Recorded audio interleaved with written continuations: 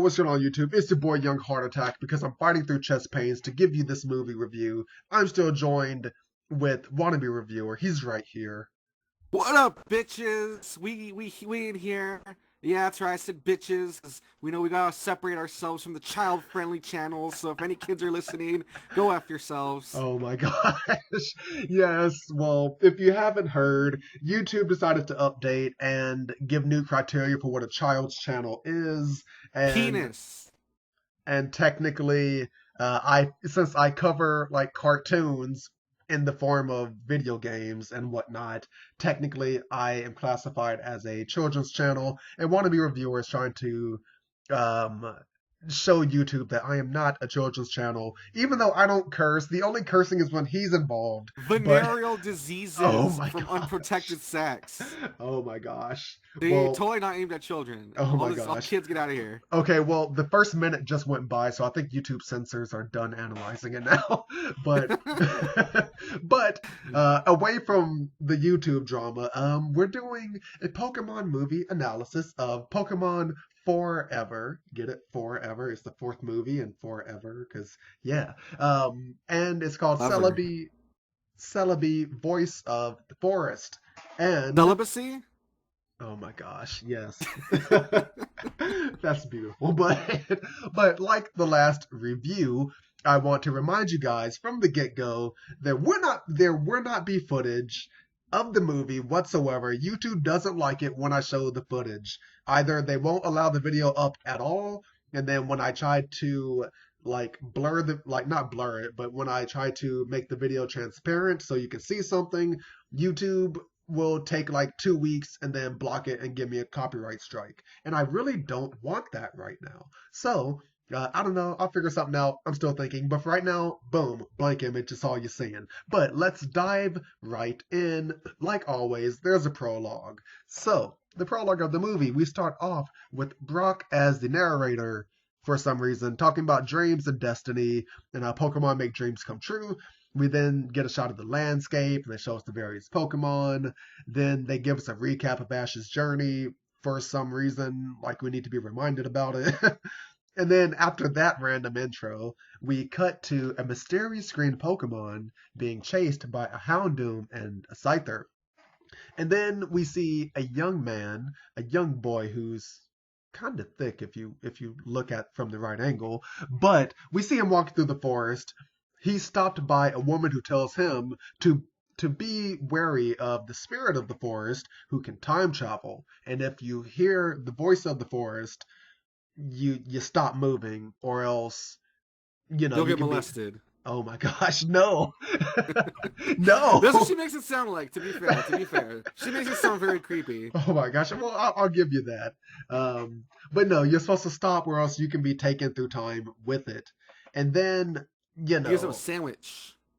oh yeah, she does give him a sandwich. Well, no, it's just That's a loaf of important. bread. Yeah, I guess. Yeah. Well, sticky note that. And then we cut again to see the mysterious green Pokemon being cornered, and a man appears to capture it. Then the Pokemon runs away, and then he bumps into the kid. The kid runs after it, and then this unknown thick child rescues the Pokemon. And then a man appears saying he's a Pokemon hunter who's going to capture the Pokemon and sell it for a fat profit. He's going to get a big check from the criminal organization. So he tries to capture Celebi. They run off and disappear. And then Celebi time travels the kid into the future.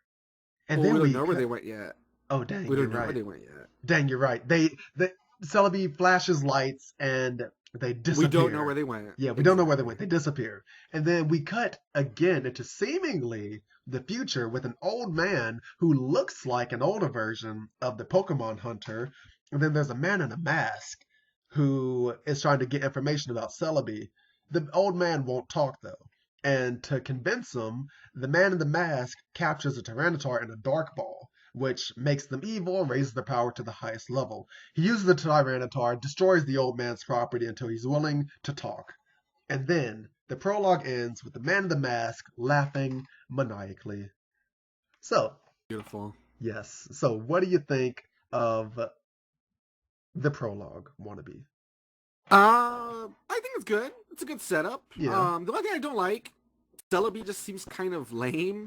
Because one minute it's getting cornered and getting captured or whatever. Then as soon as the little boy shows up and like kind of bonds with it, it's like, Yeah, no, I'll start fighting back now and using my power to time travel us away. I thought that was yeah, kind of stupid. Like, why didn't you just like use your power before? Why is it only when the child shows up? But that yeah. aside, it's interesting enough. I think it's a good setup where it's like, okay, we got some sort of like time travel involved. Mm-hmm. We know that there's like this evil guy with the mask. He's after Celebi. Mm-hmm. And we know that there's this child that got, displaced through time or whatever, and we're gonna see where they ended up.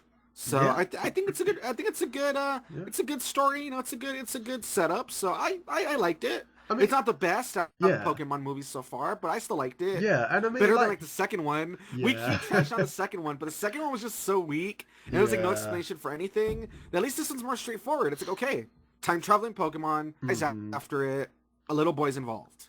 Okay, Yes. perfect. So, I mean, and yeah, and like I said earlier, I feel like the one jarring thing is that I'm not sure why Brock is narrating the first like 2 minutes, Oh, yeah, that and was weird too, actually. I didn't even notice yeah, until you said it, and I was like, was he? And then like, yeah, I guess he was for some reason. yeah, like just randomly narrating, and then we get a It might recap be of an Ash's English. journey. It might be an English translation thing. To be I mean, fair, maybe, but I'm still confused about like Ash's journey. Like, why do we need a recap of Ash and what he's done? Like, no other movie. Like, I don't know, man. I feel like that's what I'm saying. It could be an English translation thing, where maybe. maybe they're just trying to say like the fate of this boy that we follow in the series will be tied to like to this boy that travels with Celebi. It's almost like time is gonna connect them or something. I mean, it could have been some Okay. Japanese thing that they just didn't translate right. And that's why it just seems kind of out of place. Okay. Maybe it's supposed to tie in a little better. Maybe. But with that, let's sorry, I'm dying. Let's dive into Act 1. So, Act 1 of the movie begins with Brock and Misty. They're down by the docks. The ferry horn is like honking, letting them know that it's about to leave. They're wondering where the heck Ash is. Brock releases his Crobat to go look for him, and then we see that Ash is Ash is an battling idiot. that too. Ash, being completely irresponsible, gets into a Pokemon battle with the beautifully named character of Dundee, who has a Crocodile. And I thought that was amazing because, like, Crocodile Dundee, um, yeah, I just thought it was a nice little Easter egg, I guess. It's a little pun thing, yeah. Yeah, yeah. So that was However, pretty cool. the fight itself is pretty lame. Yeah. Compare it to like the last movie, for instance, where he's fighting Lisa, and Hmm. it's like a pretty interesting like, little choreography and stuff, and like pretty good. Here, it's just like a one-on-one match that's not that Hmm. interesting, and then it ends with Ash electrocuting both the trainer and the Pokemon like an idiot. Yeah. Yeah. And then we So not also. only is not only is Ash being irresponsible, not getting to where he needs to go for the ferry, but Hmm. he electrocutes a trainer. Like this isn't amateur hour, Ash. You should know better than Oh this. my I gosh. just saw it and I'm like, man, is this where Ash started like getting stupid in the series? Because I feel like he wasn't always this bad. That's funny. Well, that aside, another thing that I noticed was that again we get the remix of the theme song, which not the worst. Uh, you know, Not the best either though. yeah, I just thought it was yeah, kind of eh. yeah, kind of eh. And then after that, Ash manages to hop onto the boat illegally, mind you. Like he didn't show a ticket, the boat was already leaving, and he just like hops onto it, almost falls into the water until he's saved by a guy. And then while But on the this is boat, which is even stupider because that guy then gives him a ride in his airship thingy. So yeah, it's implied he's the captain of the boat. So if he knew that not all his passengers were on it, why did he start sailing away? I mean, look, man, they have a deadline to meet, like an airplane can't wait for everyone to get there, So, hey, forget it. He knew the time. The ticket told him what time to be there, and Ash decided he was gonna be stupid. So that's not the captain's fault. That's Ash's fault. But So, it's weird because you're literally only giving a ride to 3 people. So oh why yeah. didn't you just wait? Oh, I didn't And notice then that. I thought there were more people. I'm pretty sure it was just them because the guy who helps Ash get on the boat literally, they're on the side of the boat. You don't see anybody else, Huh. and then he goes, "Oh yeah, I can take you guys to such and such place," and that's when they hop into his little airship. Huh. Interesting. Well, Unless his airship just happened to be on the boat for some reason, which why wasn't he just in the airship then? Why was he on a boat? yeah, I can get what you're saying. So while on the boat, though, they see Suicune, and then when they dock, they ask the professor about it. Professor gives them some info, and then Ash and friends are with the same guy whose name we still don't know. We'll just call him the captain at this point. And then they go to look for Suicune. And then while looking for Suicune, they randomly go to, what was it, Arbor Village? And they meet an old woman who gives the same warning to the kid. Um, in the past, because we're aware that this is the future now, warning them about the voice of the forest. And then Ash is like, "Yeah, I'm ready for this." They run, they see Celebi and the child They emerge don't from see their little. Celebi. No, no, that's the thing though. But they see the child and like they see the commotion going on, Okay, is what I'm yes, trying to say. yes. And then Okay, Celebi yes. flees immediately, and then but they, They're just find the like, there's an child. injured Yeah. child, yeah. Yeah, and so they take him back to the village. Then the kid wakes up, assaults Ash, and is like, "Where the heck is Celebi?" And then, Ash tries to fight back, which I can't blame him. Like, weird kid, hey, I saved you. Don't be Yeah, she just ungrateful. starts attacking Like, Ash, yeah. yeah. And And then, the old lady breaks it up because she realizes, oh my god, it's you. And hmm then the kid's like, what do you mean it's me? And she's like, it's been 40 years. yeah, You disappeared. And yeah, yeah, you're here now. And that's when he realizes that he traveled through time. And that yeah. Celebi's missing. Yes, and then they go to locate Celebi, and then they do find Celebi, who's hiding away. They earn its trust, and then they take Celebi to run, for help to figure out where the heck to take him. And then I don't know. I feel like that's a good little ending for Act One. And then for Act Two, that starts off with them running. They see the man in the mask. He's using the Dark Tyranitar. And then Team Rocket, I haven't talked much about them because their role has been pretty insignificant up until now. They create a diversion because they think the man in the mask is going to take Pikachu. In this diversion, they flee.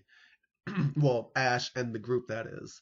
And then Team Rocket recognizes him as the Masked Marauder, which is a pretty cool name, I think, and that he works for Team Rocket.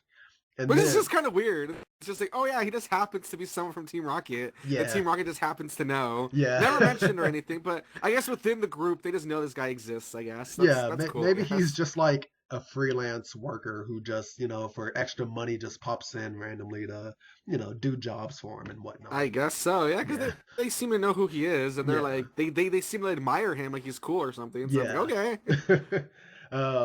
And then, the Mass Marauder's like, huh, they're not going to flee, and sends out his presumably Dark Scizor and Dark Sneasel after them. And then Misty is a doofus like always and sprains her knee, of It all was really things. random though, because we Yeah, never see her. It felt really random because we never see her hurt herself. yeah, Literally, we just kind of see her stumble, and they're like, "What's wrong, Misty?" And she's like, "I think I twisted my knee." And yeah, it's like, when? How? I feel like yeah. it was just an excuse to injure her. Like, Yeah, really? which they didn't even need to do that because like they could have just had if that was supposed to be like an excuse for the Pokemon to catch up with them, the Pokemon could have just caught up with them naturally. Like they didn't have to fake an injury with Misty in order to make that happen.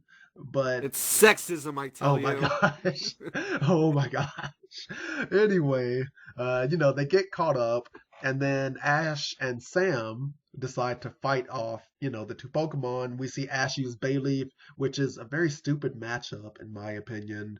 And then Sam, who we know he introduced himself as that, brings out this like weird looking Pokeball that like has a little It twist looks kind of knob like a on it. lantern. To me, it Yeah, kind of looked like a lantern. It looked like he literally like opened a lantern and let the Pokemon out of a lantern, which yeah. I think is really cool. And it's something we've never looked at in the series. Like, hmm what did they used to use in the past as Pokeballs? Yes. So I kind of wish we could like see that in another game or somewhere in the anime. I actually thought that was an interesting little detail. Yeah, Actually, it definitely was. And, again, it just shows that he is from a different time with different technology. So that was pretty cool.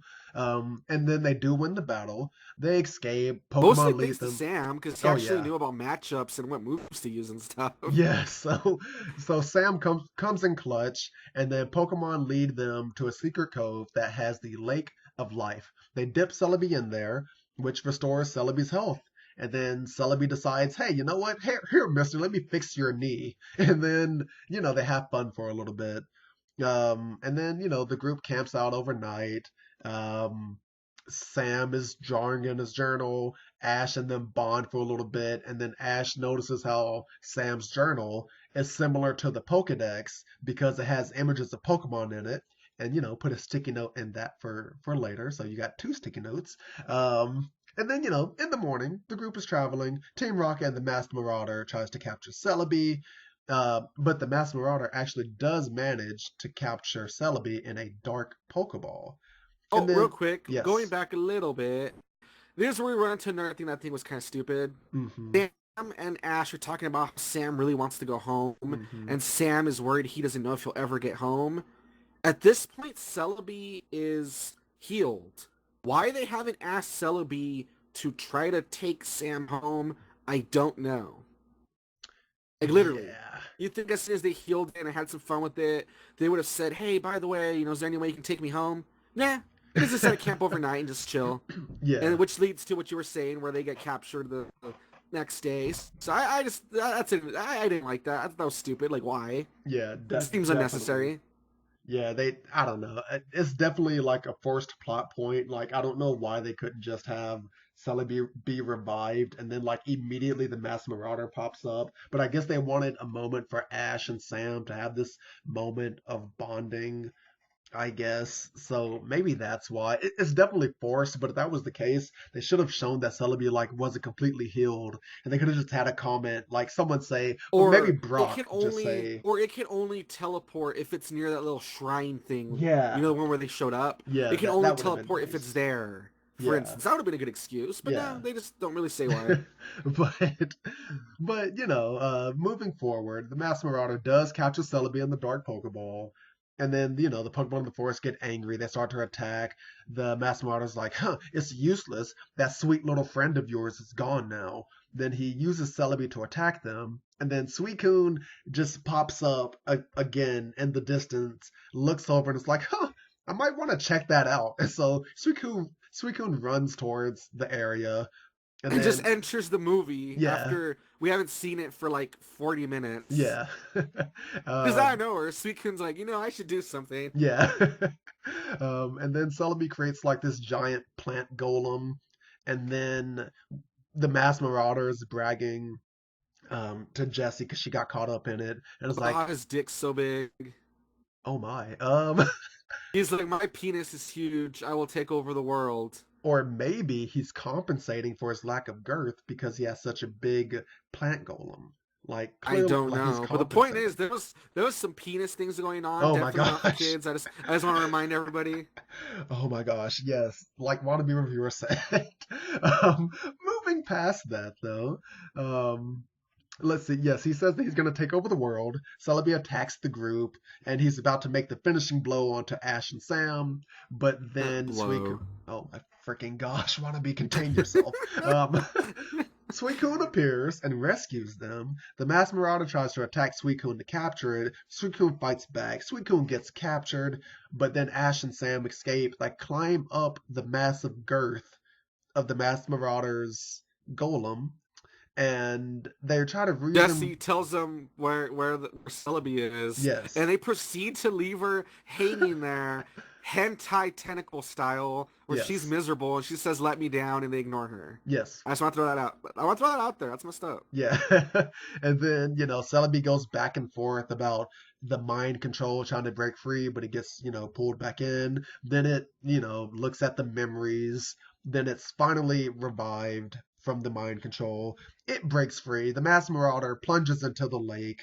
And then, everything seems like everyone is safe. They get happy, but then they notice that Celebi is unconscious. And that is where I'm going to end off Act 2 and this analysis. So real quick, Wannabe and I are going to give our 2 cents on what we think about the Up first to part now. of the movie. Yes. So we pretty much been, going back and forth on it, about some logical inconsistencies, um, within the movie, like, the whole debacle as to why Celebi didn't immediately transport them back home, or, or just things in the prologue that seem a bit out of whack. But I feel like overall, I do think that this is a pretty nice rising action for the movie. It's pretty fun. I do Yeah. like the villain. I think it's kind of cool. Like I said, that even though it feels a little bit random, I do like how Hmm. he is this guy that Team Rocket recognizes as some sort of rogue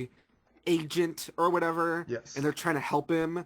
And I do think he's a good villain. That he's like this hunter guy who Oh, yeah. won't give up, until he gets his prey. And Yeah. his plan is straightforward enough. He wants to capture Celebi to use.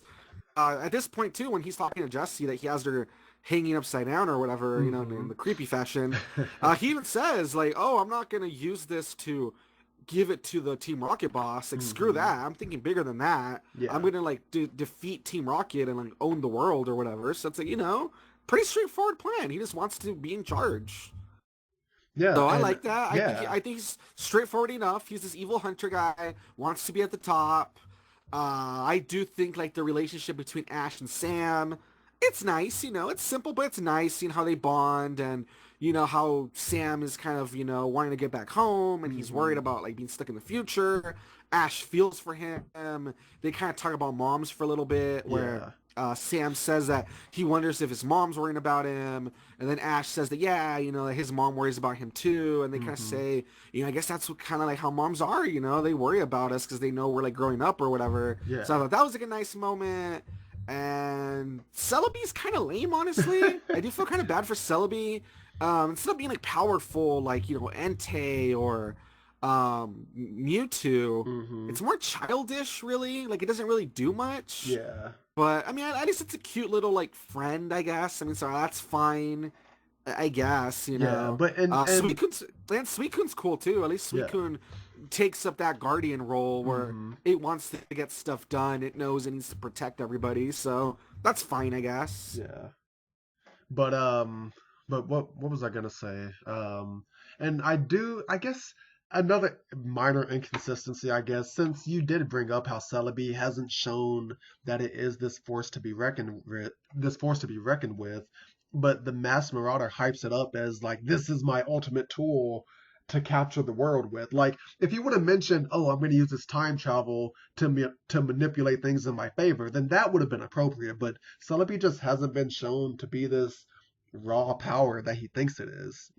I know. But So, that's the thing. but I mean, he does capture it in the Dark Ball, yeah, which is that's supposed to true. like unlock their potential, make them evil. Yeah, So that's when we which, kind of start seeing the hmm powers, we start to see it makes that crazy golem out of like energy and mass or whatever. So yeah, that's where we kind of start to see it. yeah, So and at least there's kind of that, I yeah, guess. and the concept of the dark ball is pretty nice. I like that, and unfortunately, it hasn't been explored anymore. I guess the closest thing that I can tie it to is like back in the spin-off games, Pokemon Yeah, the Coliseum. GameCube ones. Yeah, Yeah, yeah, that was Pokemon cool. Where yeah, Coliseum. exactly. It was all Like, about using like closing a Pokemon's heart to darkness. yes. And yeah, they would go into like a berserk mode, Hmm. and your job was to like purify them or whatever. It kind of reminded me of that. I know what you're talking about. It's a Yeah, cool yeah. concept that And it just sucks they've never really covered it in an actual game or even further in the anime. It kind of sucks yeah. that we haven't really seen it because it's an interesting Oh concept. I yeah, feel like. definitely is. But I suppose with that, we are going to end off part one of this analysis. And you know the drill. If you've been following it this far, you know what I'm going to say. Check out Wannabe Reviewer. Spooktober is officially over. And when this comes up, we'll be in the Christmas season of things. But who knows? Maybe he might have something up his sleeve for Christmas. So I don't know. Stay tuned to that. He does still make spoiler-free reviews and a podcast every Friday for the past few Fridays. Well, actually, no, that's a lie. The last two podcasts, he kind of screwed it up. But What? No, you did it. but yeah, you did. When did I screw up? What do you mean? You released that one podcast like the day after, and then this That like was it. oh Oh, well then, I guess I was wrong. Well, this is Yeah, why. you were wrong. Trying to make me seem bad to the people. Well, this is why you should watch him instead of me. But with that, we're going to leave. You know the drill. Comment, like, and subscribe. And we will see you in part 2 of the analysis. Bye. Later.